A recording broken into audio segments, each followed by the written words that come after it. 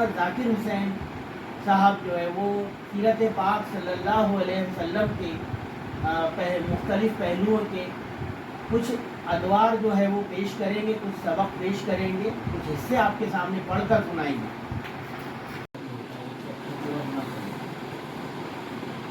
السلام علیکم ورحمۃ اللہ وبرکاتہ۔ بسم اللہ الرحمن الرحیم۔ اخلاق رسول صلی اللہ علیہ وسلم، قول و عمل کی یکسانیت۔ رسول اللہ صلی اللہ علیہ وسلم کی زندگی ہر طرح کی دو رنگی سے پاک تھی۔ آپ صلی اللہ علیہ وسلم نے دنیا کے سامنے جو تعلیمات دیں ان پر آپ نے خود سب سے بڑھ کر عمل کیا۔ آپ سب سے زیادہ عمل کرتے تھے۔ آپ کے بدترین دشمن بھی آپ پر دو رنگی یا قول و عمل کے تضاد کا کوئی الزام عائد نہ کر سکا۔ آپ لوگوں کو شرک اور بت پرستی سے منع کرتے۔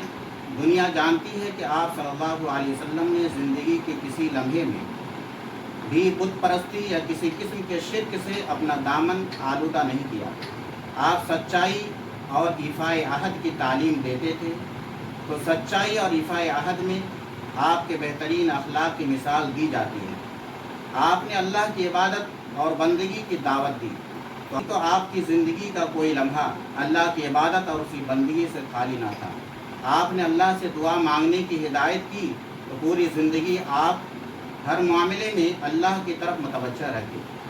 آپ نے شب و روز جو دعائیں مانگی ہیں ان پر موٹی موٹی کتابیں لکھی گئی ہیں۔ آپ نے ایفائے عہد کی تعلیم دی ہے، تو چاہے کیسا بھی نقصان اور تکلیف ہو، آپ نے ہمیشہ عہد کی پاسداری کی ہے۔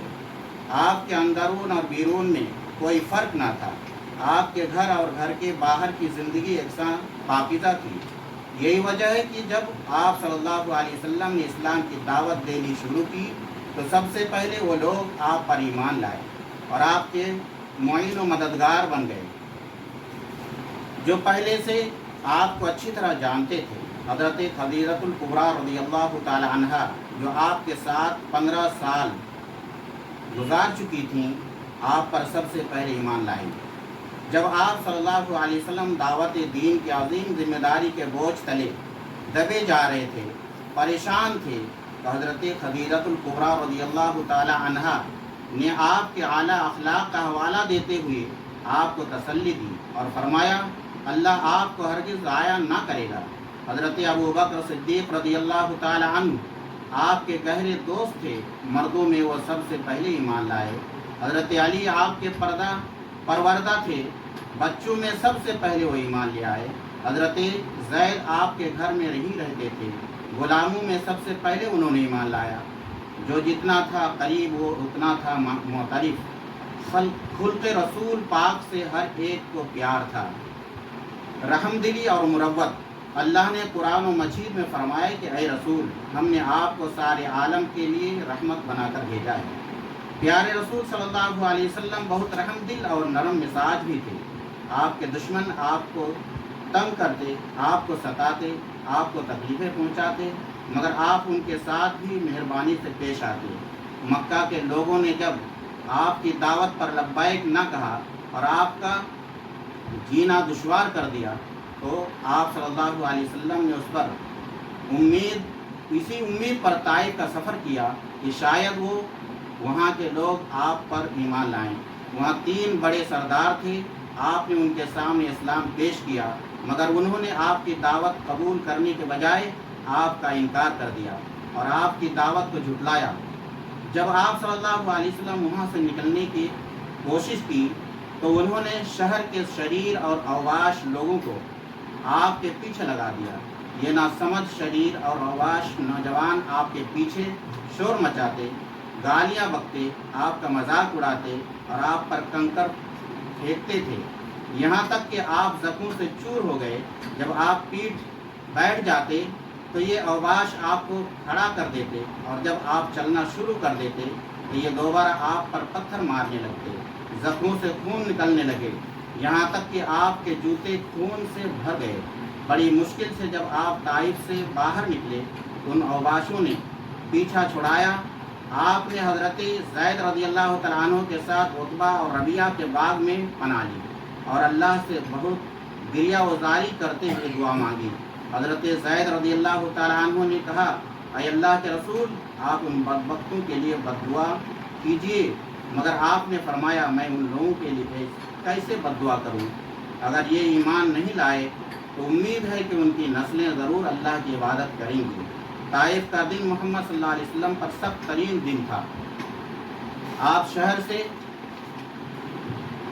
बाहर कुरान कर्नुल सालिम के मकाम पर पहुँचे तो आसमान पर एक बादल का टुकड़ा छा गया जो आप पर साया किए हुए था।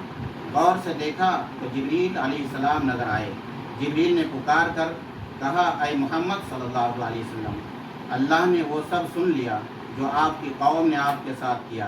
और कहा, जवाब दिया, ये मेरे साथ पहाड़ों का फरिश्ता है। अगर आप कहें तो ताइफ जो दो पहाड़ों के दरमियान वाक़ है उसे दोनों पहाड़ों के दरमियान कुचल कर रख दिया जाए और उन बदबख्तों को पीस कर रख दिया जाए, मगर कुर्बान जाइए प्यारे रसूल सल्लल्लाहु अलैहि वसल्लम पर। रसूल अकरम सल्लल्लाहु अलैहि वसल्लम की शान और रहमत को आपने फरमाया, मैं मायूस नहीं हूँ बल्कि उम्मीद रखता हूँ कि अल्लाह उनकी नस्लों से ऐसे लोग पैदा करेगा कि जो अल्लाह वाहिद की इबादत करेंगे।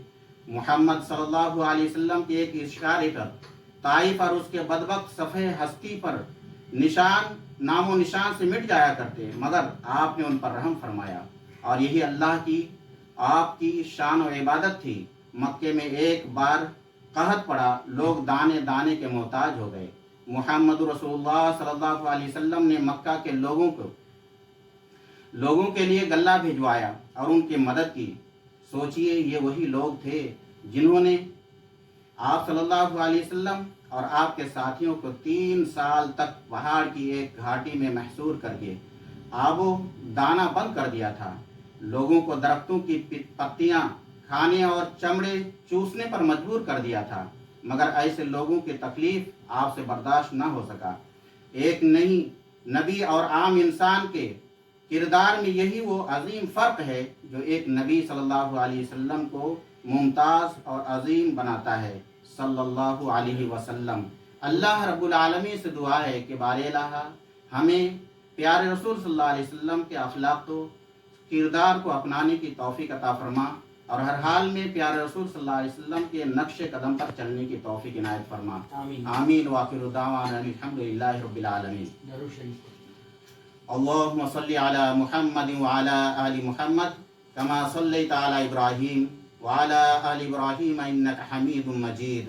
अल्लाहुम्मा बारिक अला मुहम्मद व अला आलि मुहम्मद कमा बारकता अला इब्राहीम व अला आलि इब्राहीम इन्नका हमीदुम मजीद। आमीन।